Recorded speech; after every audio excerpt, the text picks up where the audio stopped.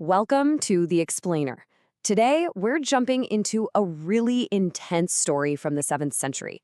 It's got everything: deception, incredible devotion, and it really makes you think about what integrity and mercy look like when your life is on the line.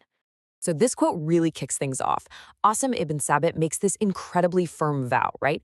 And this single declaration, it basically sets the entire tragedy in motion. It's all about a moment where someone decides their principles are worth more than their own life. All right, so let's set the scene. It's the year 2 after Hijrah. A couple of emissaries from the Adul and Al-Qaarrrah tribes show up to see the Prophet Muhammad, peace and blessings be upon him, and they come with what sounds like amazing news.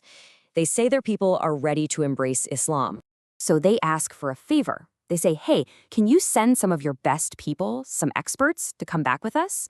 We need teachers to explain the Quran and the faith to our tribes. You know, on the surface, it seems like a perfectly reasonable, even wonderful request for guidance.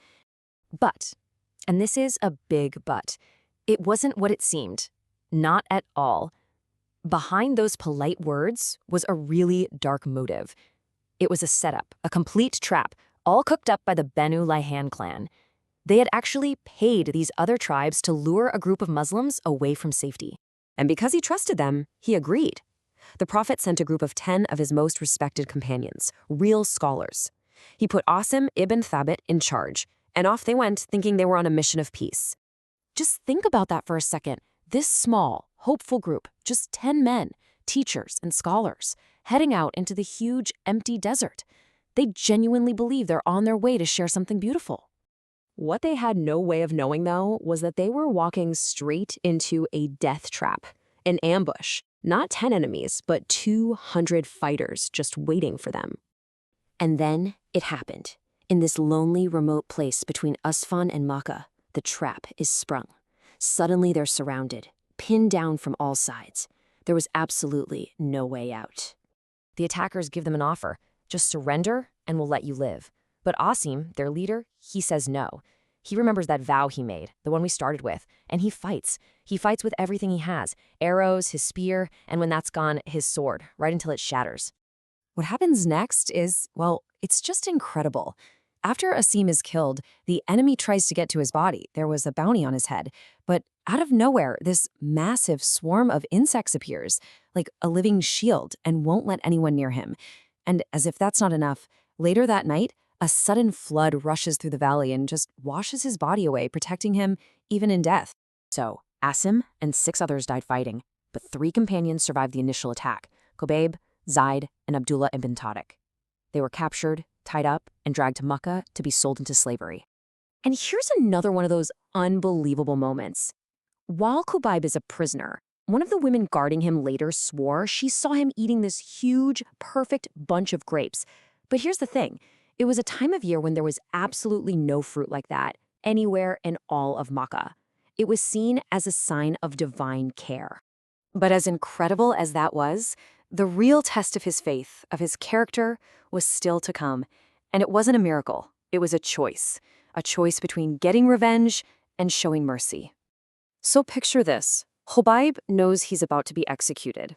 He asks for a razor to clean himself up. As he's holding the sharp blade, the young son of his captor, just a little kid, wanders over and climbs right into his lap. The mother sees this and her heart just stops. She's terrified. She thinks, he's going to kill my son. He's going to get his revenge right now. This tragedy highlights the profound character instilled by the Prophet Muhammad, peace and blessings be upon him. When the companion Khubaib was a captive facing execution, he held a razor while a child of his captors sat on his lap. Despite his ability to exact revenge, he comforted the terrified mother, proving that a believer does not burden the innocent with the crimes of the guilty. This action embodied the divine instruction found in Surah Al-Isra, verse 15. Whoever goes right, then he goes right only for the benefit of his own self. And whoever goes astray, then he goes astray to his own loss. No one laden with burdens can bear another's burden. Through this, the Prophet Muhammad, peace and blessings be upon him, taught the companions, and by extension us, that faith requires maintaining moral integrity and mercy, even when facing death. So, as Khubaib and the other remaining captive, Zaid, are brought out for their execution, they're faced with one last test, a final, heartbreaking question to probe the depths of their loyalty. Abu Sufyan, a leader of the Quraysh, steps forward and asks them straight up, "Tell me honestly, wouldn't you rather the Prophet Muhammad was here in your place, about to be killed, and you were safe at home?"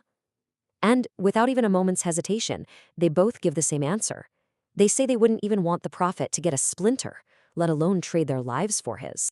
This incredible display of love, it just completely stunned their enemies. Abu Sufyan, the man who asked the question, couldn't believe what he was hearing. He was so moved by their loyalty that he made this now famous statement, admitting he'd never seen anything like it. So, when you look at the whole story of Ar-Rajee, it's so much more than just a tragedy, right? It's really a powerful lesson. It teaches us that real faith gets tested when things are hard, not when they're easy. That your true strength isn't about revenge, but about mercy. And that your integrity, your principles, matter most when you have everything to lose. And that kind of leaves us with a big question to think about, doesn't it? When we face our own injustices, whether they're big or small, this story really pushes us to ask ourselves, where does our real strength lie? Is it in our ability to hurt back, or is it in our ability to choose mercy?